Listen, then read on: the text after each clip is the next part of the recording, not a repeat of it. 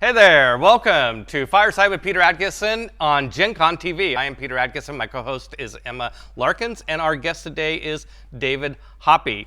On this show, we go in search of the untold stories behind your favorite games, and we are still doing Magic the Gathering. And our guest today was heavily involved in the organized play program for Magic the Gathering. So we're going to take a deep dive today in organized play. And David also is currently the president of Gen Con. So I get the pleasure of hanging out with David on a regular basis. So it's a really, really special honor to have you on our show. Well, it's great to be here. It's been a lot of fun thinking back on those days. It was a long time ago that we were doing this organized play stuff. Yes. Thinking back, we're going to do something a little bit weird right here at the beginning. Right here before we started this show, we were all reminiscing about having Richard Garfield on the show last week. And I know you watched the show, and you asked Emma a great question, and I want to get this on record about what you got out of the time with Richard last week. Yeah, so I was saying one of the things Richard mentioned is if he doesn't like a game, he keeps playing it until he understands why the players who like it enjoy it, because they're not wrong. Right. So that big feeling of, no one is wrong for enjoying the kinds of things that they enjoy. Exactly. If there's a game out there you enjoy, you're not wrong. Right. Exactly. Right. And for me, there was this moment where I described Magic the Gathering as this epiphany, when he described, it wasn't Magic, when he described the content of a collectible card game to me in those days, I remember thinking, wow, I haven't had this experience of everything I know about games being turned upside down, to my mind blown, since 1978, the first time I played Dungeons & Dragons. Yeah. And Richard's like, oh, for me too. Yeah. It was 1978 playing Dungeons & Dragons. And so that was, now I happen to know you have a 1978 story. Where were you in 1978, David Hoppe? So, winding back to 1978, I was living in Chicago at the time. And I was a middle schooler, and there was a game store right in my neighborhood there, Clark and Diversey. It was a really old school game store, and I would go in there. My mom first took me in there, and then I went in there on my own. And they had the counters of miniatures all around, and they were unpainted miniatures. But I was like super into those. I was like, wow, wizards, orcs, everything. And I would occasionally scrape together some money to buy some. And my mom even bought me a copy of that original Dungeon, which was like the beginner version of D&D. But sadly, I had no friends. I had like a friend who was like, I don't want to play that. And so, there was no chance that I was going to ever get to play. But one day I would go in there like every week. And one day I'm in there, I'm looking at things and trying to figure out if I have enough money to buy a goblin. And I hear this noise like, and he smites him down. And there's this back room with a curtain in front of it. And kick to the curb. Yeah. And I say to the guy, I'm like, what's going on behind that curtain? And he's like, you don't want to go behind that curtain. And so my epiphany moment was denied. My 1978 epiphany moment denied. And so that was like your, I think this was like your moment where you really could have gotten in deep early on. I could have gone in deep. And it's going to take a few years. So okay, so let's go back to our narrative. So let's go up to early 90s. Yep. Tell us about David Hoppe.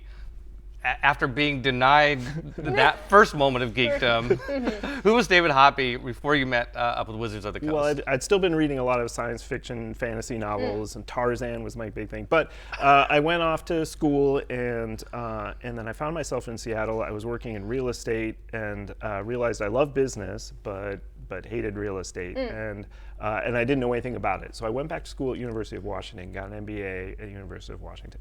My background and my family's background had always been my parents had been teachers and they were actors, and so I was always, fond of the entertainment industry, performance art, stuff like that, and so I was hoping somehow to bridge the two together, right? My passion for the arts and for the theater and things, and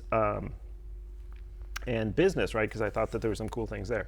So graduating from business school, and we had binders back then, because remember this is in the 90s, so pre-internet days. We had binders of job offerings. Oh, wow. Yeah. And there was a listing there from this is about 1994. 95? This would be or 95. 1995. Okay, 95 so for to sure. put that in context for our Magic audience, that would be the year after Fallen Empires. Right? It was right, as just in the wake of Fallen Empires. Yeah, right, exactly. Right. Yep. Okay. And so there was this listing for, looking for graduates to come work at this company called Wizards of the Coast, and I'm like, Wizards of the Coast, what is, very strange names down in Renton, and I'm trying to figure out what that's about.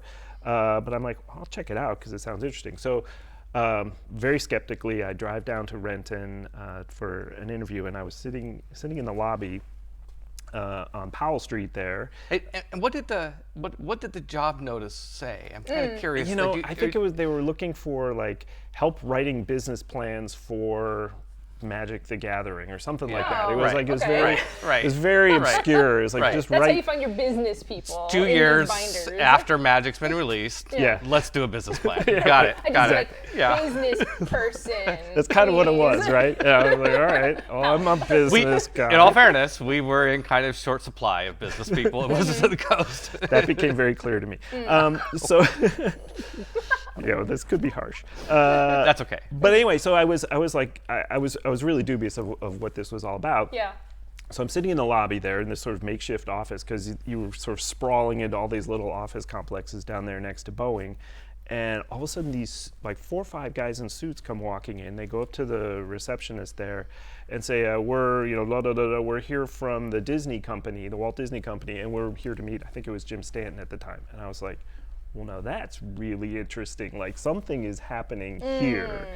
And that kind of became the basis of, and in fact, a whole lot was happening there, right? It was all just kind of hidden behind the walls at that point. I think we blew them off, but yeah.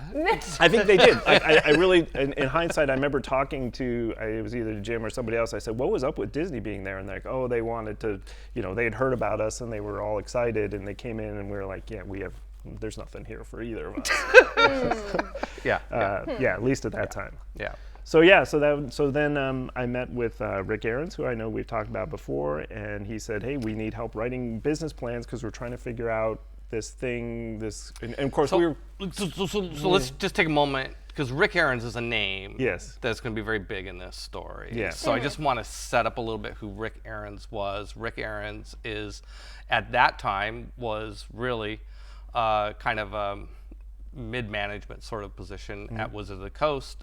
He wasn't really a gamer, but he was very business-oriented, very sharp business guy. And a sports guy. And a sports guy. And but he ends up playing a key role in this. So anyway, go ahead. That's Rick. So it was a funny interview too because he was just kind of like, it's like, we're trying to figure out, like, we got this, all this company. It's like a crazy company. The business is so good. Like there's hundreds of millions of dollars in card sales. And he says, but it's like it's going to blow up, right? Because it's all been fueled by collectors and speculators. And he's like, it's just a mess around here. And so I need somebody to come help figure out how to really organize this group. Right. Which what he was really focused on at that point was what we called the events group. Right. So the precursor to what we now call organized play. And I mean, the truth is, one anecdote about that's been surprising to me is that we couldn't figure out what to call it, so we just kept calling it organized play.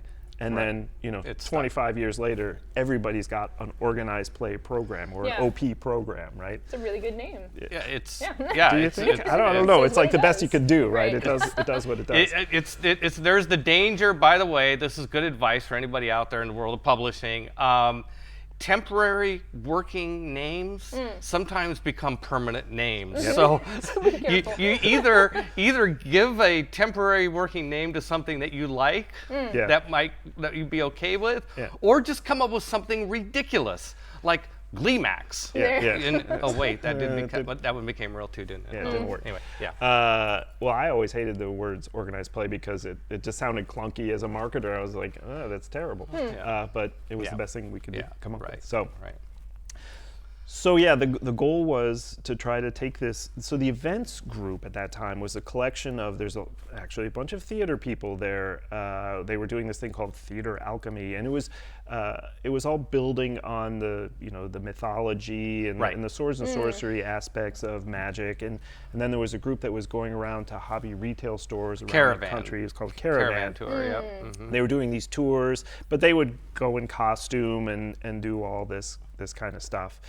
And it was costing a lot of money, and I think there was even some ambitions to do like a stage production and some big things around like a that. play Yeah, for a Magic Gathering. Yeah, exactly. Traveling tour, Yes. traveling theatrical tour. Yes, with with the the guy with the orb. I always remember the guy with the orb. Prodigal Sorcerer? Well, it was Prodigal Sorcerer, but it was the guy. Icy manipulator? There was a guy who somebody always had the Prodigal Save Sorcerer. Us, chat, save us. There was somebody, but no, what I'm thinking of is the guy who had Prodigal Sorcerer costume and the ball, and he was. James Ernest. No, it wasn't James Ernest. Well, he did the thing with the ball, the juggling. Anyway, so, all right. So.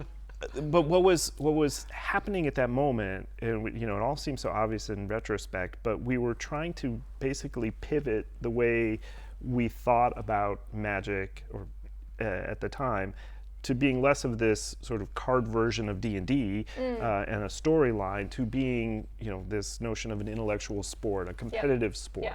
Right. And so, like you mentioned, Rick had a deep tennis background. He'd grown up playing tennis and been a tournament player. And so he was thinking about, okay, this is Magic is a one-on-one competition. It's a little bit of luck, but a whole lot of skill, and it's like the perfect balance of that, which is why it's such a great game.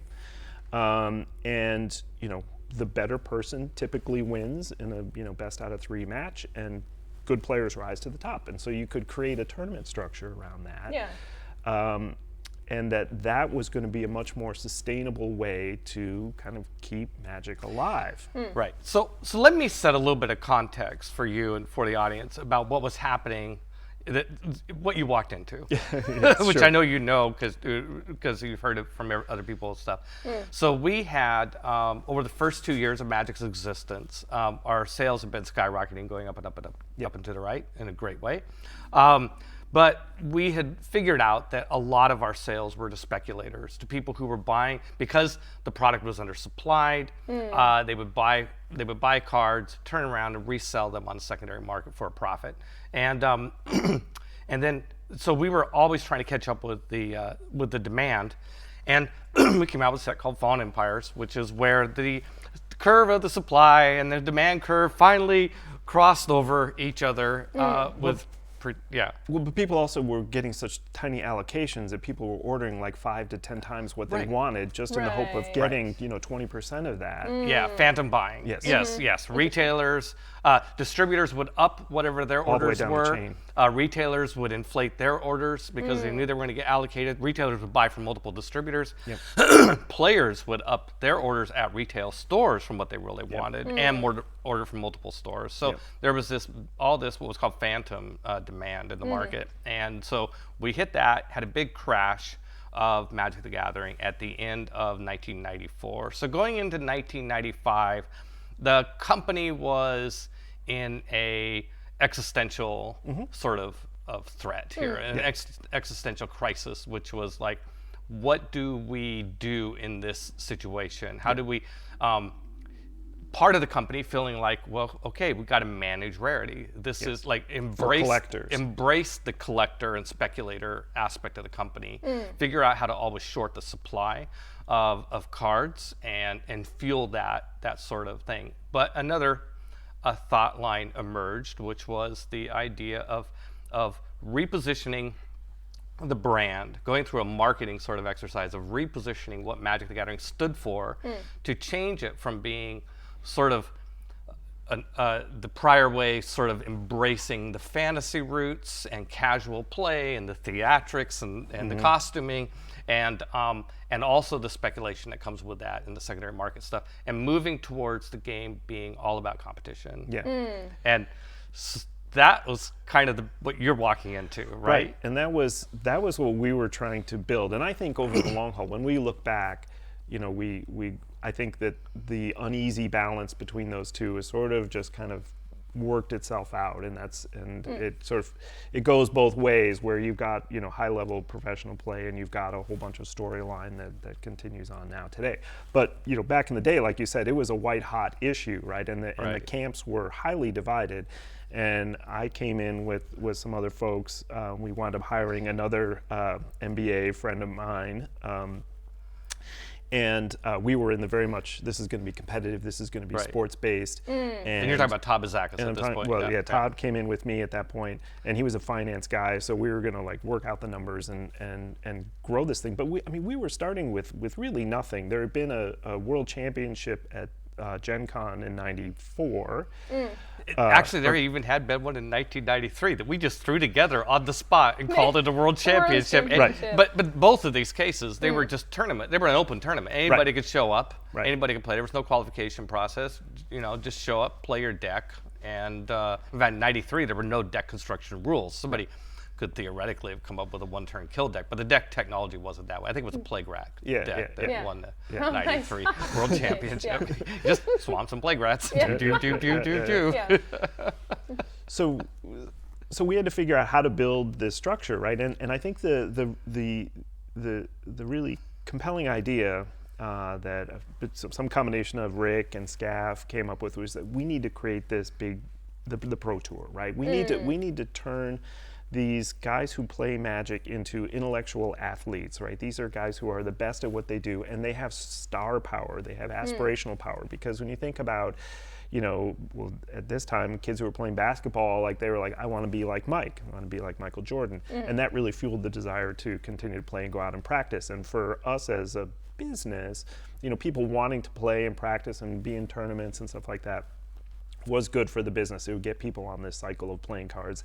And then the cards would be valued not just for their pure collectible value, but for their tournament value. And so then the job of R&D became sort of managing the power curves and all the really smart analytics that evolved over time to make sure that the cards were right for high level tournament play as well as casual play.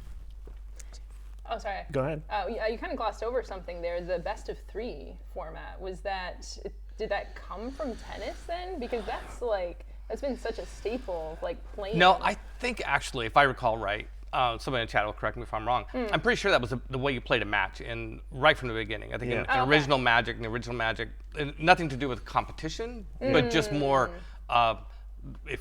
when you play a game, it's competition, but that's sort of competition. Okay, we're going to sit down and play a game. I think and the average game length too. I think it was best 2 out of 3 was considered a match, and that was in the original rules. And whoever lost the first game would go first in the second. Each game, the second, third game, whoever lost the prior game would go first, and stuff. Yeah. And of course, I know you've talked about in the past the anti-rules were still in effect. I mean, there's a lot of stuff that we'll end up talking about in the course of tournament play, which is a natural extrapolation from Magic being a pretty competitive game right from the beginning. It's a one-on-one duel, who's going to kick butt on the other one, right? Yeah. So we walk into this situation, I guess, and part of it was I also think part of the genius of what we were trying to do at the time was it wasn't just going to be we're going to go spend a whole bunch of money and pay for a whole bunch of tournaments to be run all over the country. It was how can we turn this into a little bit of a business unit in and of itself? And we think about it like a business. And so membership in the DCI, or the DCI is a classic example, because originally it was called Duelists Convocation, and then we changed it to Duelists Convocation International, right? And then it just got shortened to DCI because, it was a good example of this sort of tension between I'm a duelist versus I'm just really good at playing this game, right? Right. And so we always lean towards that. Convocation. Convocation. Let's all gather together here. Exactly. So we started out by building the Pro Tour, and the first Pro Tour was, I would argue, was in New York in the winter of '96, and that was a bit more of a convocation, I think, where it was, it was the people just kind of showed up, and we had some invites from good players that we knew about, and they would get these special packages. You are being summoned to New York City to play, kind of thing. and a world champion, or sorry, a first Pro Tour champion evolved out of that. But we felt that he didn't really have the kind of legitimacy of having played his way up through the ranks, and so anyway, to kind of cut to the chase here, I think what we started with was this idea of let's create the high level event, let's create these pro tours, and then we had to say, okay, how are we going to build a feeder structure that plays into that? And I mean, nothing like that existed. We knew there were tournaments. Yeah, I mean, so let's think about the origin a bit more, like which I think is where you're going. You walk into this company and you're with Todd, you're with Rick Aarons. You had a very short list of allies in the company, Yes, right? Scaff allies, Richard Garfield, and myself. Yeah. So Steve, powerful allies. Steve Connor, Steve Connor. Yeah. But pretty much most of the organization committed to kind of continuing to do things the way we used to. Yeah. So what were those early discussions like? Like, what did you guys talk about in the sort of the earliest moments you can remember? So in the earliest moments, I mean, it was awkward, right? Because we were in this building, which had been requisitioned, and it was sort of an outbuilding that had all of this, this, I would just say, the theater alchemy kind of stuff, and all of those folks, and they plopped us in desks. And we would sit there and work on financial models and spreadsheets, and then we'd go into a little back room and we'd sit there, and it was it was those people that you mentioned, right? All of us who are trying to do the new thing, and you could feel like when we come out, they were like, "What are they working on? Like, what are they thinking about?" And the reality was we ended up shutting down a lot of those programs, like the theater program and Caravan, stuff like that, because they weren't cost effective in sort of building the energy around organized play in the way that pushing out a tournament environment would be. And so the things we were trying to figure out was like, how do you qualify? How do you make sure that the good players pass through the ranks and can make it to the Pro Tour? And that's when we came upon, and I don't know, I'm pretty sure it was Scaff, like originally, who brought in this notion of creating the ELO ratings and applying that to the DCI. ELO. So ELO is basically the rating system for chess, where every player has their expected win percentage, and I have a win percentage based on my history, and you have a win percentage, and you effectively trade points, right? So the better person is expected to win. So if I beat you, because I have a higher rating, I get a few little points for beating you. But if you beat me, you get a lot of points because you weren't expected to beat me. Yeah. Right. And so it's a tried and true way of calibrating players. And that is pure competition based. It has nothing to do with the number of matches you play with. And from what I understand, they've now changed that, right? So participation is a part of it. Yeah. But then we had to figure out, like, I mean, some of these things that seem really esoteric, but we'd spend a lot of time thinking about, well, how many matches do you have to play in, or how many tournaments do you have to play in before your rating qualifies? And how are we going to track all those individual matches? Right. Because this is pre-internet days too, right? So you'd get a number, and we would have these forms, and players would all be registered for the tournament. They'd get a DCI number, and they'd record all the matches. And then we'd have to bring them back, and we'd do tons of data entry in order to put these into a computer system, a fancy computer system, in order to spit out these ELO ratings. And then how do you publish them, right? So that people would call us up and be like, so what's my ELO rate, what's my DCI rating? And then we'd have to rank people, and then how do we carve up the rankings? And this was as Type 2 was emerging, or Standard was emerging, and so are we going to have separate rankings? And then how do we figure out a combined ranking? And if we do a tournament, like R&D, and would say, well, we want to, we have new mechanics that we're trying out, so we want a certain tournament format, or like figuring out how are you going to figure it out for a sealed environment? Like what's that going to look like? And so do we have a separate ranking for sealed? And So I have a question now. Like I left Hasbro in 2001 and pretty much completely oblivious to what's happened there in the last 17 years.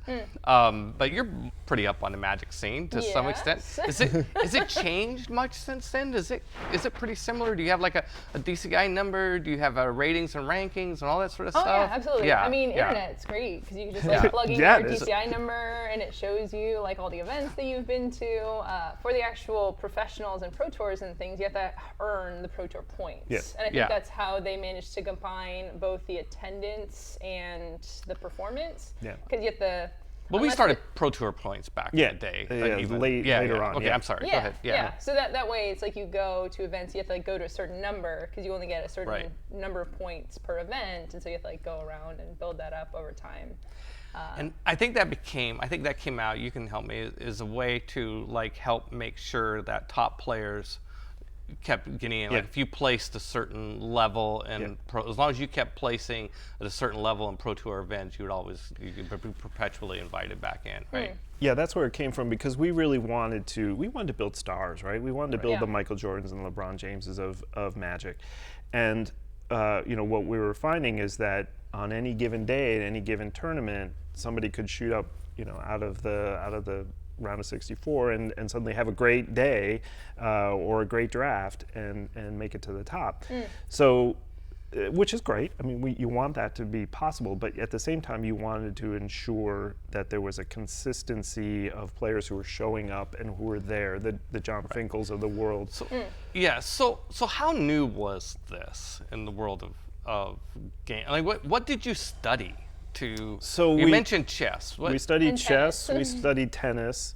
I mean, tennis. Why tennis? well, tennis because it's a very similar. I believe it's I don't know tennis very well, but it's like the ATP ranking system, and it's based on or like a handicap in golf, right? You have a certain win expectancy, your performance Okay. based on And your it's generally history, one-on-one. and it's generally one-on-one. Right. But beyond that, those were the models that we had, and so we were trying to take that and apply that to this game that kind of wanted to do that, but in a lot of ways didn't want to do it either. All the way. So, we spent a lot of time in meeting rooms down in Renton, trying to figure out exactly how we're going to solve all these weird challenges and make sure that the right players showed up because, even though early on we were giving away $1 million, right? That was the big thing. We called it $1 Million Pro Tour. The $1 Million Pro That Tour. was the advertising lingo. Yep. the And I the remember slogan. working on those ads, right? And we were always like, it's got to say $1 million, because that was memorable. But by the time we would, the first year I think ran 5 pro tours around the country, and then eventually we went to Japan and we went to Europe. And that was amazing too because we do all this work and we'd see all these tournament players in the U.S. and you go to Europe and it's like the same people, like they're doing the same thing, like it translates so well. In Japan, I mean everything's a little different in Japan, but at the end of the day they were still playing Magic, right? Yeah.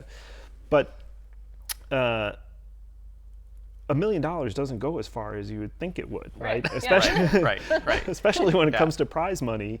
And so, the challenge we'd have is like someone would it was really hard to win, right? But you could maybe get top 8, right? Because that's when you'd be in the money, or top 16. Yeah. But even then, like by the time we spent time, this is one of the things we work on is like figuring out like, okay, if we cut to, the top 4 get this amount of money, and then the top 8 get this amount of money, trying to weight it well so that players would make enough money to at least be able to show up to the next one if they qualify.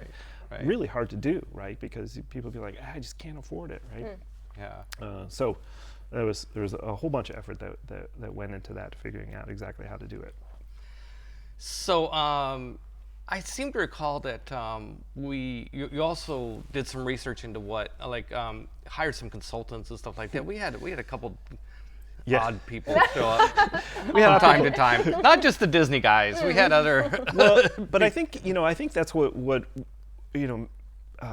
made it really work is that we had people who we had people come in from the outside who were like hardcore on the sports side. Like we had ProServe were these guys that they're one of the top 2 sports agencies in the world, and we brought them in to help us figure out some of these structures. They also they were in the very early days of developing sponsorships for big athletic events and for music venues that, and we recognized that there was potentially an opportunity to make some offsetting money by sponsoring. And in fact, if anybody remembers, MCI, which was a long distance carrier, which probably most people don't remember, trying to explain to my kids like long distance what that actually means. That we'd have It's a telephone thing. Yeah, it's a telephone thing. Yeah, we'd have to have your own like long distance carrier. But MCI was throwing around a lot of money on sponsoring things, and so we actually did get them I remember. to sponsor. $500,000 or something like that. It was a little bit more than that, yeah. And I remember driving around the guy from MCI, and at the time I had an old '67 VW, and he came to that was a project car that I was working on. I had at the office, and so here's this guy coming who's going to drop hundreds of thousands of dollars on us, and suddenly like somebody was sick or something, that we were going to go to lunch, and I'm like, all right, I guess I got to drive. I'm like, hop in, Bob. Like we're going, and we go off to the restaurant for lunch. But we got the deal, so we must have made an impression. Anyway, so we had these ProServe guys, and they were really smart, right? So that was really helpful. Yeah. And then there was people who still understood that what Magic really is as well, and so it was like threading that needle between not trying to make it something that it didn't want to be. Like it didn't want to be a sport. I mean, it was still a game. Right. Yeah, I seem to remember. I mean, one of the things, of course, I was mainly interfacing with Richard often, coming to my office to talk about it, and Rick Ahrens, who was the executive. So what we did is I kind of set up the problem organizationally earlier. When we decided to really pull the trigger and go full hog into organized play, we created a new department of the company called Organized Play. Yep. Rick ended up running it. Rick reported directly to me, so it had all the resources that it would need and the management support it would need. And one thing I remember is how thorough the research seemed to be. I mean, it seemed like, I don't know that, I think very few ventures are kicked off with as much research as what you guys, the fact that Rick had, 3 MBAs. Eventually 3, yeah. Yeah, with Mark Whither also working for him, just doing business plans. I mean, it just seemed crazy, but he got you guys, I guess, cheap. So it was at the beginning. At the beginning, yeah. It was, and we worked those things hard. I mean, we did have we had the benefit, I guess, of time. I remember spending many days and hours and weeks just kind of pouring through those numbers and making sure that it made sense and testing all of our assumptions around that. But it was still super speculative, right? Yeah, and you guys came up with a great plan. I remember Rick had this deck, a PowerPoint presentation about organized play, which I can remember it so well. He'd pace while he was talking about it. It was like it was the gospel, and it was. And he had to go to every office because we had several offices around the world. He did pitches for every department on this is the new vision of the company and all that sort of stuff. It was very exciting to have something. So I have a question. Let's make it see if we can get out of the esoteric for a moment. And what was the first event? Do you remember like an early event that you went to? It was like, okay, here's going to be, I mean, it's one thing to sit around with your spreadsheets and play Spreadsheet Commander. It's something else to go out on the road and go to a big tournament and go, oh my God, is this really going to work? Do you remember any moments like that? Well, yeah, sure. I mean, so I didn't go to New York. I forget why. I had a commitment or something. And it wound up being relatively small. But the first Pro Tour that I then went to was Pro Tour LA, which was the second Pro Tour. So this would have been summer or spring of '96. Spring of '96. Yeah. Okay. So it was held. I remember. I was there too. It was held on the Queen Mary, which is a boat that's docked in Long Beach. So it wasn't really LA, but it was Long Beach. And it's crazy. Like it's been permanently docked there, and they kind of carved out the bowels of it. I think it might have moved. I don't think it's possible to move that. But anyway, It's a C word. because I mean they carved a big old hole in the side of it for people to go in and out of it. Like they basically made convention that would be a problem space. on a ship. Yeah. They made convention space out of the the cargo hold and the engine rooms and stuff like that. But it was pretty dog-eared in 1996. Like I don't know if they've fixed it up since then. But we actually got to stay. When you get to stay on there, it was cool. You could stay in the decks, in the staterooms of the old Queen Mary. And then we had, and then there's hotels in Long Beach, so we were shuttling people out. So we were doing all this setup, and it was the first time that we actually it was an open event, where Pro Tour New York was not an open event. And again, in the spirit of trying to make a little money while doing this as well, we had open call for like open events, and so we sold a bunch of tickets, and suddenly we realized that all these people were going to be showing up, and we had to scramble around, and we're setting up tables and roping stanchions and processing people through and giving out tons of DCI numbers. DCI duplicate numbers was like one of the biggest issues back in the day. I don't know if it's still an issue now. Oh, like a counterfeit DCI number? No, like no. What would happen is, because two different people giving out same number. no, worse than that, because we would control those.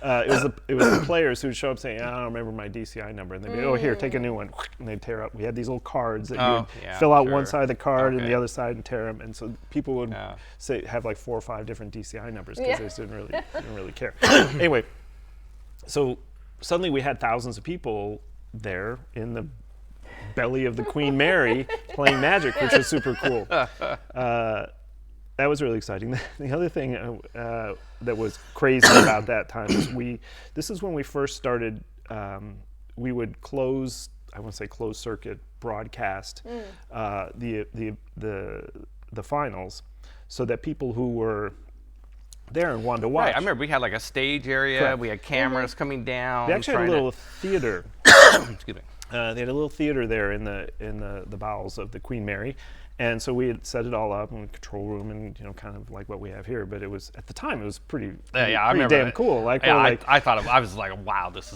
is so awesome. Yeah, right? Yeah. But this is typical of the kind of things that we didn't know until it happened. So I don't remember who the players. Was it Michael Long? Oh, well, yeah. No, then he wound up being the guy who cheated, and and that was a whole controversy. But anyway, how do you deal with cheaters at the Pro Tour? Accused cheaters. Alleged. Yes. No, I think it's all safe to say he cheated. We know it. Yeah, I think he would admit it now too. But what the other thing that we didn't anticipate was we filled the hall with audience, and so the guys are playing, and I don't remember what the decks were at the time, but someone's like desperately needs a swamp, finally draws the swamp, everyone goes, yeah! And so then obviously it's like, whoa, and we're like, we gotta get these people out of here. Because like, you could hear it. It was a tell to the players. Were in a separate area. Right. But from the Sorry, audience. right, I didn't clarify that. Yeah, but the players were able to hear the crowd reactions, even though it was in another part of the Echoing ship. through the ship. ship. Yeah. So imagine you're playing against somebody that. Oh my God. Yeah, I mean, I wonder how they deal with that now. I mean, that same issue has to be. Yeah, I mean, we were smart enough to know that we had to isolate them. Put them in a soundproof. But you can't always find a soundproof booth. Right, particularly on a hollowed out boat, right? Yeah. So, yeah. So, and I do remember one very particular memory I had of that when I realized, as for me, as sort of going through this journey of starting in the little back room of Wizards and now suddenly being here. Then after this whole weekend, super intense weekend where we had, thousands of people and this big event and all these things to deal with, I'm riding in the shuttle because I guess we're providing shuttles to the airport, and so I get on there, and there was all these other players, Magic players, some pro players, and just folks who had been around for these side events. That's what we call them, side events. Yeah. Yes. And this is like Monday morning, I think. And this long weekend of people playing Magic nonstop, and they're on the bus. Everyone's talking about Magic and talking about their, those conversations, right? Of like, well, then I was playing so and so and so and so, and I was like, this is just people just can't get enough of this, right? And so that's when we knew we were really onto something there. That's good. You mentioned about the the way we filmed it. Yeah.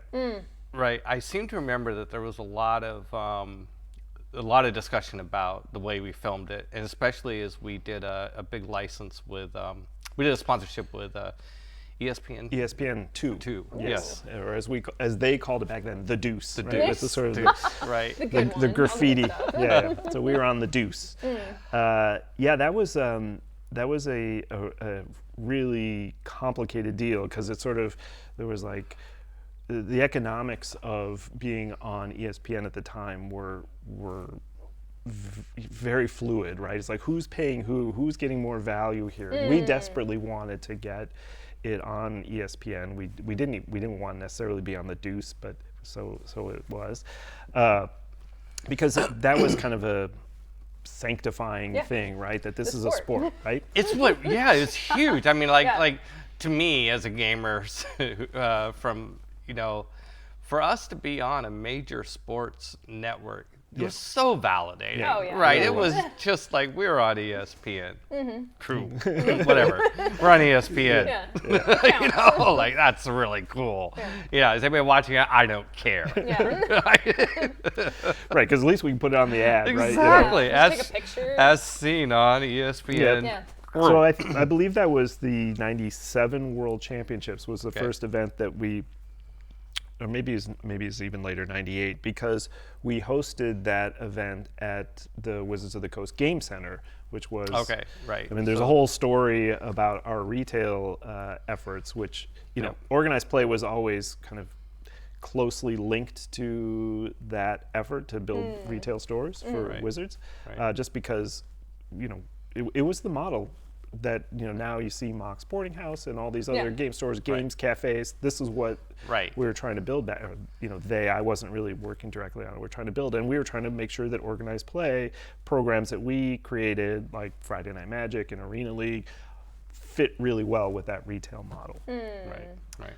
But anyway, so we had this big flagship location up in the University District here in Seattle, and so we'd set up the downstairs. It was a great play area, or play space, I guess, to host these World Championships. And we built sets, and there was enough room to bring all these cameras in. And there was, it was really challenging because, cards are hard to read, and it persists to this day. The technology wasn't nearly as good. It was super expensive to put on this show, and no one had ever done it. Like no one had ever put a card game on TV. And you say, but wait, I've seen poker on TV all the time. And you'd say, yes, but Magic came first. You didn't see it in In 1997. 1997. And I remember distinctly, like a year or two after we had done that, or maybe it's even 3 years, when poker was really on the rise, right? And it was on TV everywhere. And I tuned into the ESPN World Series of Poker. World Series of Poker, and a lot of pro Magic players had gone on to the pro poker circuit to make money, because they were good at it. They could make more money at it. Yeah. And they were kicking ass on all the people that weren't as good at gamers as the pro Magic. Turns out to be a pretty good way to train for being good at most any other game, right? Yeah, there was a lot of John Finkel was one. I think Mike Long actually went on and played a bunch of poker. But I'm watching on TV, and I was like, holy smokes, like that's the set that we built for Magic. Like right down to the camera angles and the sort of big the way you position two people. We had pioneered that. So Magic, awesome. The television broadcast of card games originated with Magic the Gathering. That's awesome. Add that to the legacy. Add that to the legacy. Awesome. So now, one thing that's become a really big deal now is esports. Yep. And do you think if somebody wrote a book on esports, they would have to put in a chapter about Wizards of the Coast in the history of esports? Well, I mean, I would think so, because this is what we were trying to do, right? We were trying to create the idea that you could watch somebody else playing a game, and that it was entertaining, it was compelling. Now you had and it was just one of those ideas that was before its time, frankly, because if you were dialed in, and because we can narrowcast now, right? So you like putting something on ESPN2, I mean, it's the right idea to get it broadcast, but it was just such a, a sprayed audience, you never find the right people. But now, of course, with streaming, you can dial right in on that audience. And there was some early technology that was floating around back in the late 90s that was like the beginnings of streaming. And I remember Chris Galvin, who was one of the people who we had on the team, he was a bit of a technologist, and he had come across a little streaming technology that could put a little postage stamp sized window on your screen and show you a live stream of something, but it was super laggy and hard, and the size limitations, it was 300 by 500 or something like that. Yeah. You'd never be able to see what was going on, so it didn't work. But he, to his credit, says like, this is what we need to be be but you had to wait 15 years for it. Yeah. But I'm also thinking about tournament structures. Like the structures that you researched, that your team researched so thoroughly back in the day, and how that evolved to become the tournament structures for Magic the Gathering. How influential do you think that has been on games that have come since then? I think the basic idea that a game could also be a sport, I think, is really something that grew out of Magic. And almost anybody who has any sort of strength or interest or is good at games or at being a competitive gamer, like knows Magic and thinks about it as like the great game that it really is. Right? So, Well, I remember when we were doing this whole thought exercise, which became this corporate initiative to reposition the game in marketing speak to an intellectual sport. That's what we called it. We called Magic as an intellectual sport. That's what we're going to say over and over. It's an intellectual sport. It's an intellectual sport. I don't know how much we use that public facing, but that became in China we did strategy. Yes, a sport for the masses. That's right. Yes. Ice sports instead of esports. Right? Well, because they actually had, because it's China, like they had an official governing body for, I think they called it non-athletic sports or something like that. And so it governed chess and bridge. And bridge was another one that was a heavy influence on the development of Magic. Organized play. And so we actually, as part of an initiative to build the Chinese market, we did we had a relationship. We had a guy named Jackson Say who had all these diplomatic connections and business connections, and so we were working with this subgroup of like the Chinese Olympic Committee to create this governing body. It totally became the calling card for how we broke into China. Back in the 90s, which was a lot harder than doing business there now. Like in terms, we had to get the seal of the party that this was okay. We had a certificate that Magic the Gathering was an intellectual sport for the masses, and that opened all the doors. And then it was all about getting that thing. And then we went and we had a big tournament there. And we had to in Beijing. You were there, right? I was there. Oh my God! And we had to wear suits, because we're meeting with the deputy mayor, this guy from the deputy mayor of Beijing.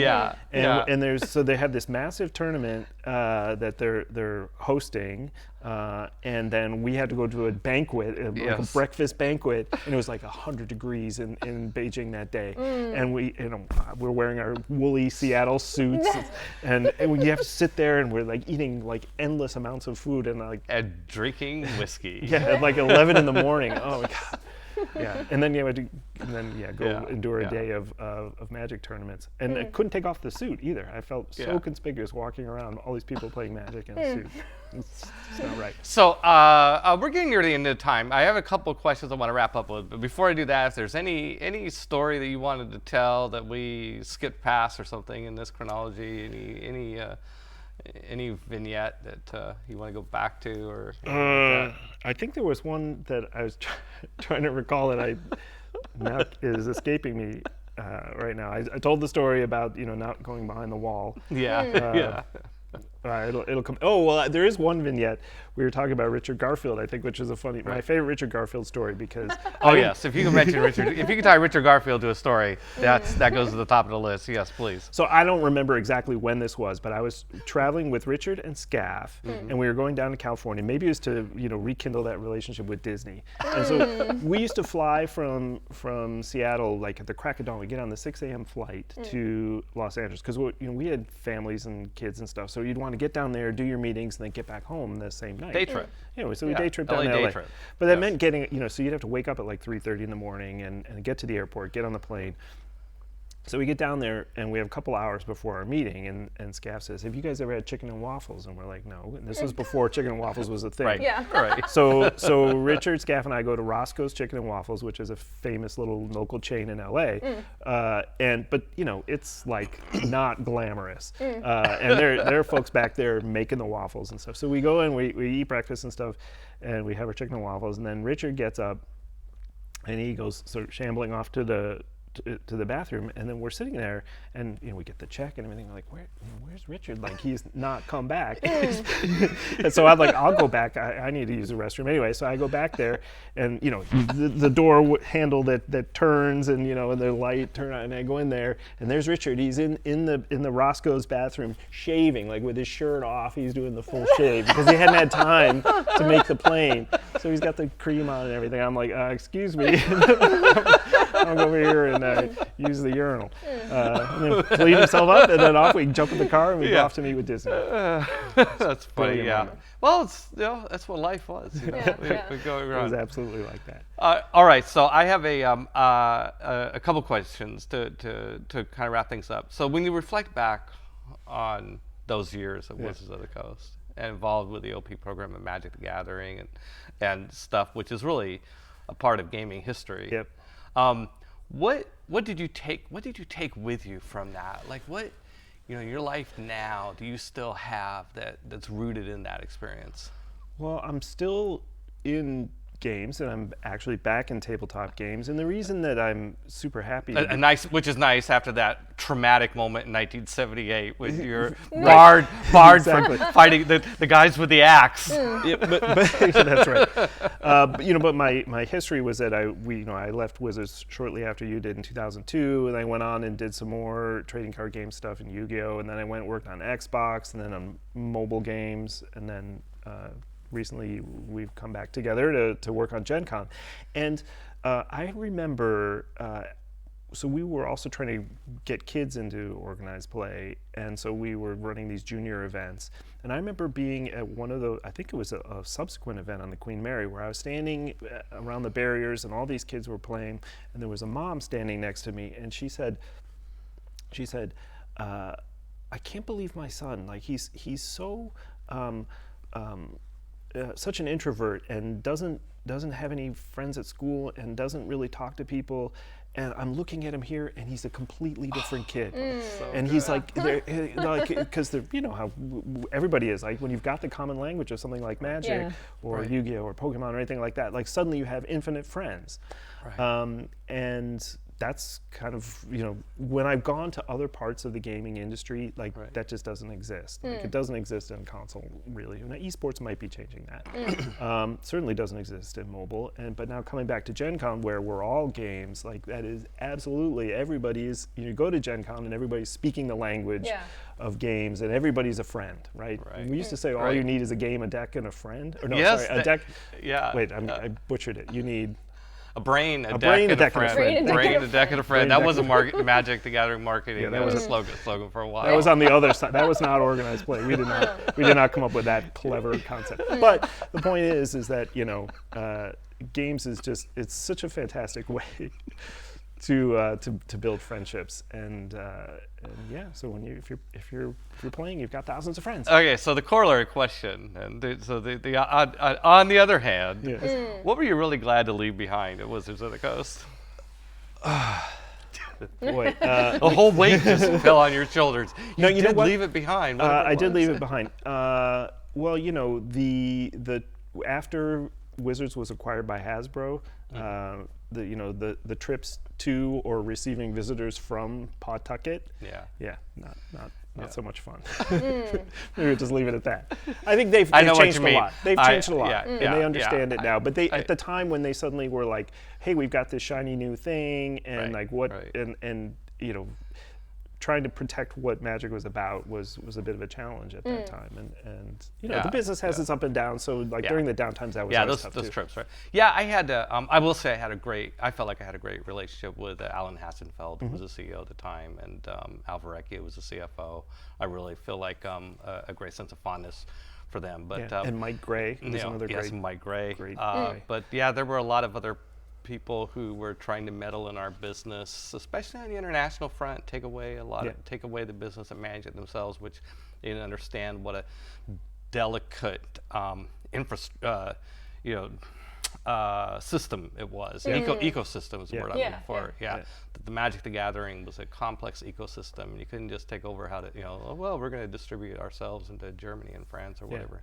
And then why are you spending so much money on organized play was always the question. And that, I think it was a fair, I think it was a fair comment. And Alan even said it to me once, I love this business, don't get me wrong, but it's so exciting. It has this great, amazing gross margin. But then you spend half of it on organized play. And so at the end of the day, it's a good business, but not as exciting of a business as maybe some of the comparable businesses, which were more about gross margin, because they didn't have, we had this very enviable gross margin, but we spent a lot of marketing. Marketing. That's exactly right. Organized play was effectively marketing. Yeah, but there was plenty of non-organized play marketing money that was being spent, and those of us on the organized play side would be like, "Don't even bother with that." And they were saying the same thing about you. So I'm like, hey, in fact, we have a couple minutes to squeeze in one more question, because this is interesting, at least to me.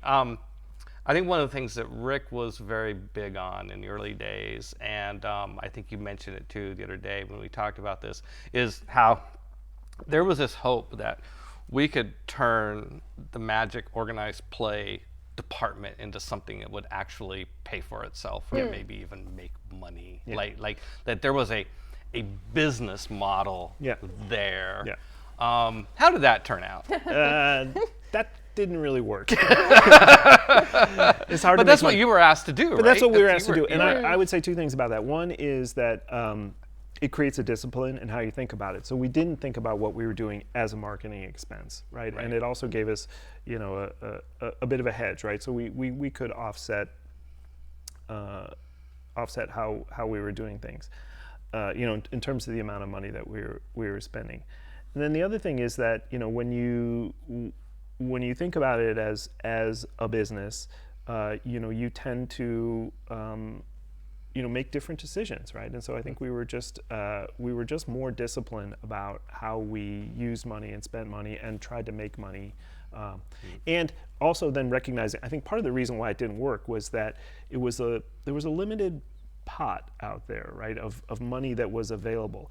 And one of the big things that we quickly realized that we couldn't do ourselves was manage the huge infrastructure of qualifier tournaments and Grand Prix and things like that. And we didn't even get a chance to talk about like the people, we had guys like, Kevin Klipstein, who was an early guy, Chris Galvin I mentioned, who found all these tournament organizers now, many of whom are still around now running Magic tournaments, who were critical to our success. Right, Alan Hockman. The Alan Hockmans, the Tim Shields, Scott Larrabee, Brian David Marshall and the crew out of New York. I mean, these guys, we learned so much from them because they were the ones who were first on the ground, and they would host these events. And pre-internet days, we'd get them on the phone, Monday after the weekend, and say like, "How did your events go?" And we'd get all these reports about how these things were happening. Right. But those guys needed to make money too, right? So Right. so that was money that they really had to make money. They had to make money. Because they were doing something, they have no other, we had the bigger interest. Right. So there was money in the system, and there was probably an opportunity where we could have gone in and taken all that on, but it served us much better to have this whole independent infrastructure out there. And those guys were amazing. So I definitely shout out to them. All right, so the last question, we're running out of time. So what are you doing these days, David? So as we mentioned, I'm running the best 4 days in gaming. I have the best job in gaming, I think. And Gen Con is in its we're going to be going into our 53rd year in 2020. The show has grown now upwards of 70,000 people. We're streaming Gen Con TV. Yeah. It's awesome. Good. I'm glad you liked your job. Right answer. Thanks, boss. Just checking. Yeah. Just checking. You heard it. You heard it from here. It's on record now. He likes I'm the not job. going anywhere.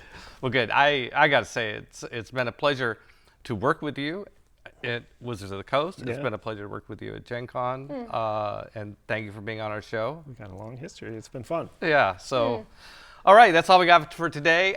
Thanks to David Hoppe for being our guest, Emma Larkins for being my co-host, and Will Geisler, our technical director, Derek Gooders, our producer. We are streaming from the Chaldea Studios set, and yes. And next week here on Fireside with Peter Adkison, our guest will be Mark Jessup, who I think actually might be the first person we've had from marketing, from the other marketing department. So now we're gonna get. Now we're gonna hear about what the other marketing department says. This is gonna be the rebuttal episode. Mark got it. He understood. Yeah. It's gonna be great. And between now and then, be sure and check out Brothers Murph, which will be streaming Monday Pacific time at 5 p.m. and also on Friday at 11 a.m. Streaming also here from Chaldea Studios will be Table Takes and the Industry Roundup. All right, that's what we got for today. We'll see you next week.